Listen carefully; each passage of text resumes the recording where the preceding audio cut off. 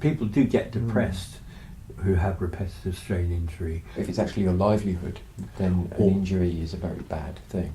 Where a lot of people identify themselves with their playing, and then that's when you start getting a psychological problem, which I haven't got at all. I'm perfectly normal.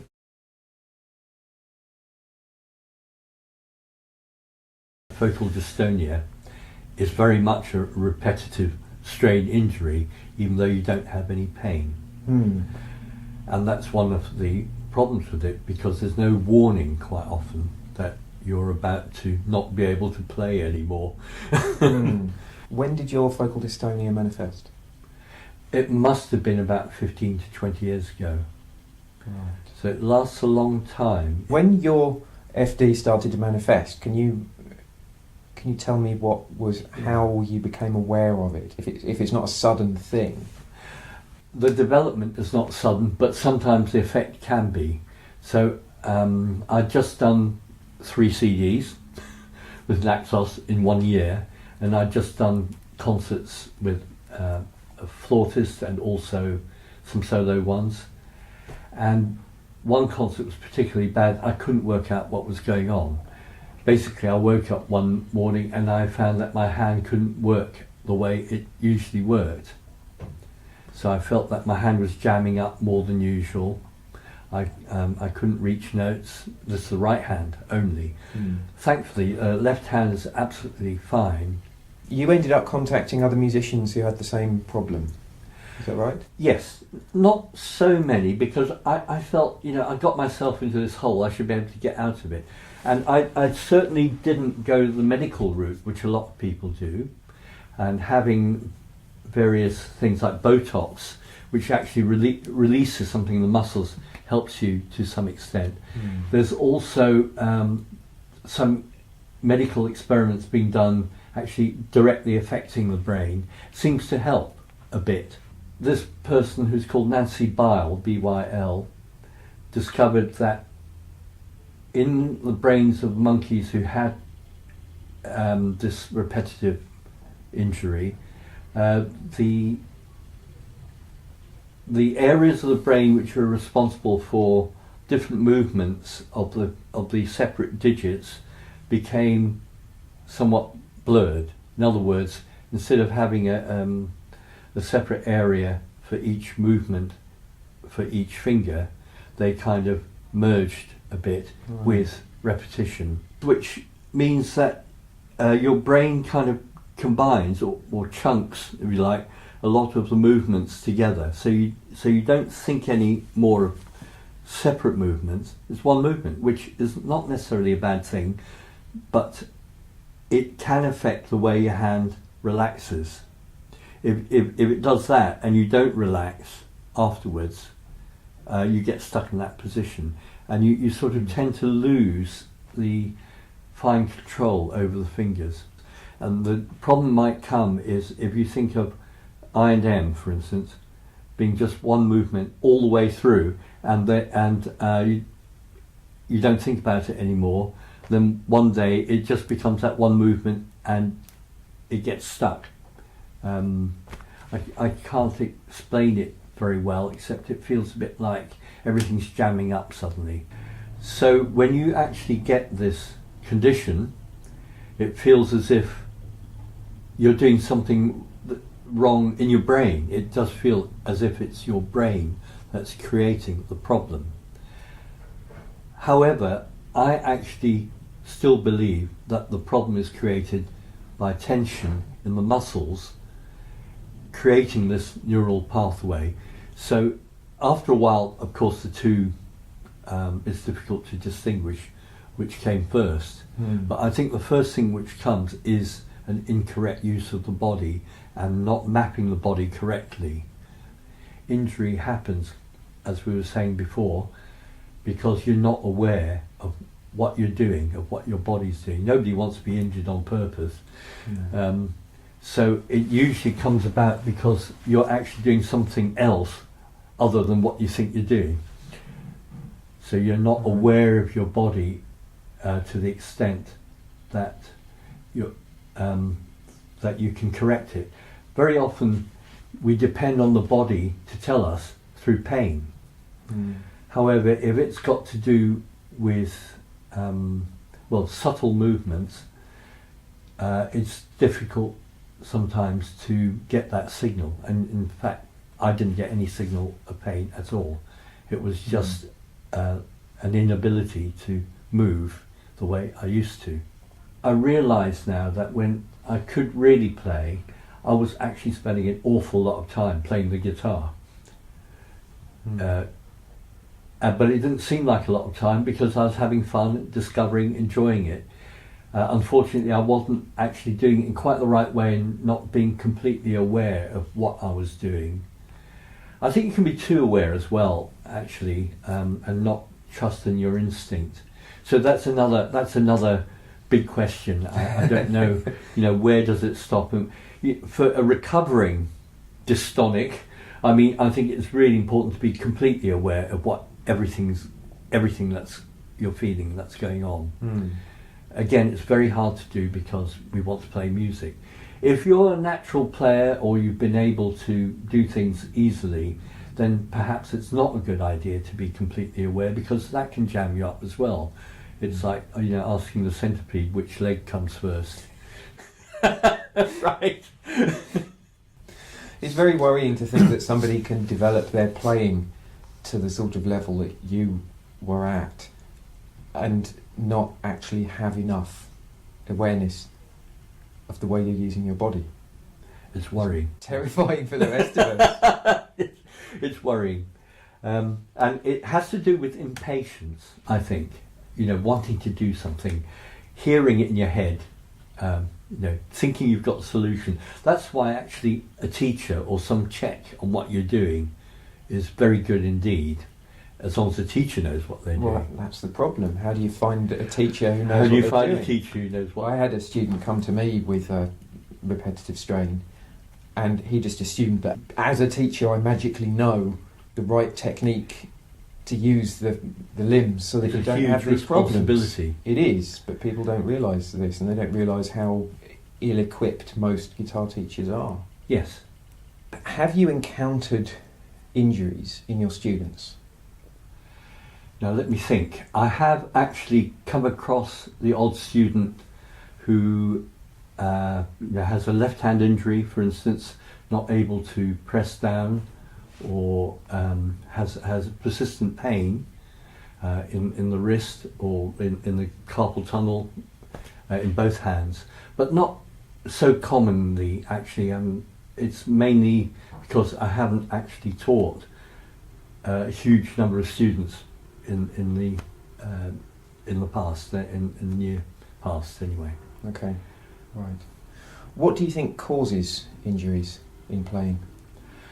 I think the main cause of injury for a lot of people, I would say, is inattention to what is happening in their bodies when they're practicing. So you tend to get carried away and you just carry on going, and even though everyone says stop after 40 minutes and have a break, it's very tempting not to do so, and then somehow your muscles get used to doing things in an incorrect way possibly, and you don't really notice. Pain doesn't usually come in until quite an advanced stage of injury in my experience. How common do you think repetitive strain injuries are amongst musicians? I think a lot more common than people will let on.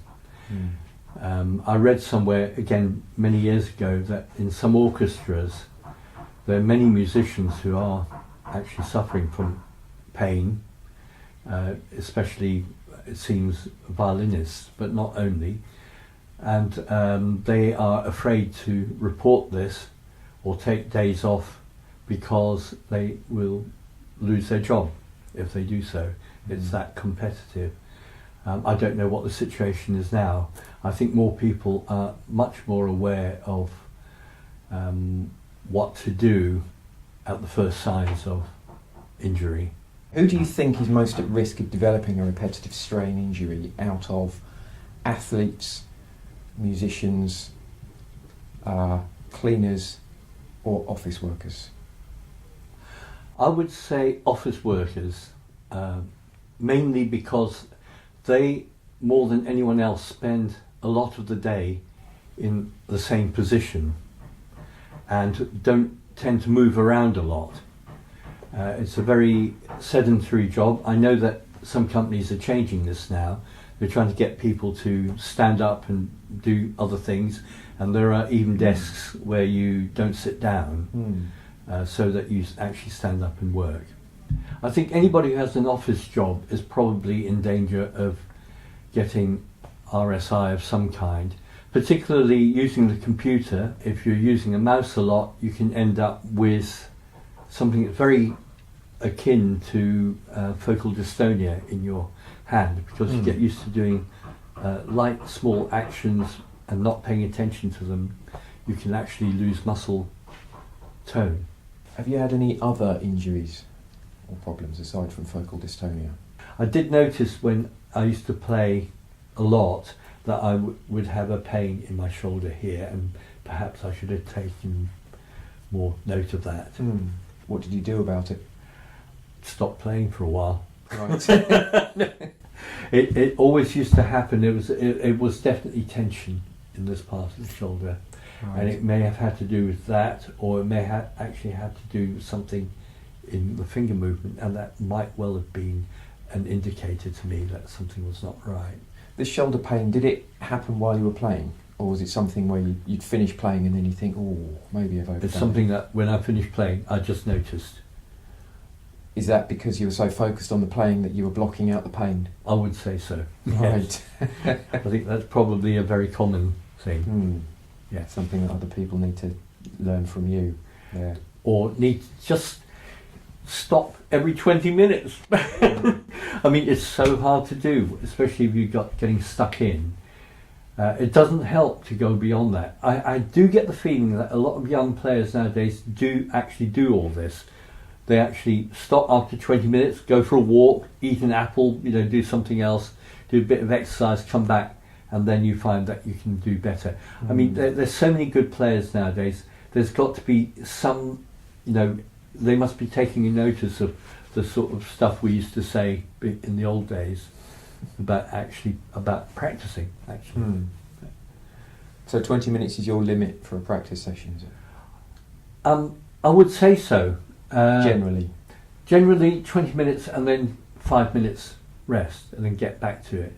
I think you could probably go to half an hour, 40 minutes, but that's probably the real limit. Do you make any recommendations to people that you work with and teach about their posture? Yes. Talking about the entire body. Yes, I do. I do try and notice the entire body. Quite often something which is obvious to you, again because you're watching, is not obvious to somebody who's playing. Common one used to be right round like this, or the arm in the wrong place for the strings, round that like that way, or some tension in the left leg if you're using a footstool. Just generally not being aware. So you start, well, I like to start with the head, neck and spine to see what that's like when you're feeling balanced and poised and at rest, if you like. Yeah. And then everything else works from that. Part of my PhD is looking at how the guitar could be changed to fit the body better, rather than contorting our bodies around the instrument. How open do you think the classical guitar community would be to a totally new guitar design? I think totally new. I think they'd be very resistant. Okay, but there have been already some modifications, and I do agree with you. I think most instruments just happened somehow, and people actually distorted their bodies to accommodate the instrument. And one of the things I always used to tell my students when it was relevant is, don't shape your body to the guitar. Put the guitar in a place where you're starting from this position where the head, neck spine are working properly. The kind of modifications I'm talking about are quite often people don't use a footstool nowadays. I was one of the early people who used a cushion to rest the guitar on, which worked quite well. And then you have the various kind of prosthetic devices like this, which looks, which attaches to with suction cups, and so the guitar's supported in a way where you don't need to lift the leg. This has actually works very well if you don't mind carrying something like this around with you. You can get smaller ones that can stow inside the case. But they don't work as well. Well, I haven't found that. Yeah, well, I've found anyway. So, well, whatever. Anyway, these objects, aids, if you like, they're quite widely accepted. Even though you're spoiling the finish of your multi-thousand-pound guitar by sticking this on, right? It's quite widely accepted. I mean, people, don't mind doing that. And there are various straps. I've actually drilled holes into my guitar so that I can stand. Yeah, right, okay. So you get your... Your renegade. Yeah. Get your really rare Hauser guitar and drill a hole in the end, folks. Richard Doan's been performing standing up for about 5 years. Now, that's another thing. I think that can really work well if you've got the right sort of harness. It has to be. It can't just be a strap, I think.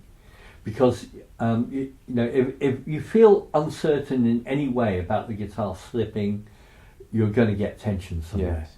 Now, I believe that a source of most injury has to do with inappropriate tension.